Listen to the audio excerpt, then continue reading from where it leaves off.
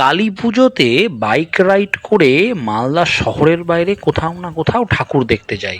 তাই এইবারও এসে পৌঁছালাম আমাদের মিল্কি শোভানগরের পুজো মণ্ডপে, এবং পুজো মণ্ডপের সামনেই বিশাল ভিড়। আর মায়ের রূপ দেখো শুধু, জাস্ট রূপটা দেখার পর আমার মাথাটা জাস্ট ঘুরে গেল।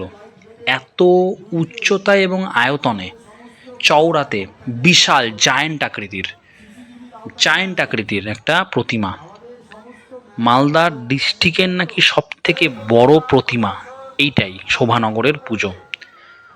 আর এই যে রাস্তাটা দেখতে পাচ্ছ, এই রাস্তাটা হচ্ছে মালদা অমৃতি মিল্কি শোভানগর হয়ে মানিকচক। এই যে রাস্তাটা, এই রাস্তাটাই তার, এই রাস্তার দুপাশে প্রচুর দোকানপত্র বসে। এটাই মেলার আলাদা করে আর কোনো জায়গা নেই।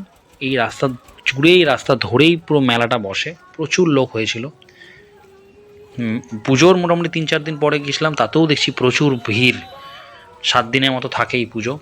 আর এইটা দেখে চলে গেলাম অমৃতির একটা পুজো দেখতে। ওটাও খুব সুন্দর পুজো, থিমটা আমার দারুণ লেগেছে। আর তার থেকেও বড় যেটা লেগেছে, মায়ের রূপ, সেটাও ভয়ঙ্কর একটা রূপ। মানে এই রকম রূপ আমি এর আগে কখনো দেখিনি।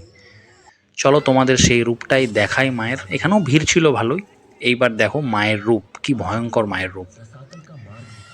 পরপর দুখানা ঠাকুর দেখলাম, একটা শোভানগরের আর একটা অমৃতির। এই দুটোই আমার কাছে ফার্স্ট টাইম লাইফে। দারুণ লাগলো। প্রত্যেকবার ওই বুলবুলি টুলবুলি যাওয়া হয়, কিন্তু এই বছর এই দিকটা এসেছিলাম।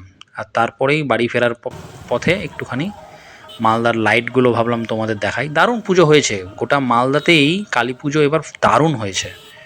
যেমন লাইট সেরকম প্রতিমা, সেরকম পুজো মণ্ডপ, অসাধারণ।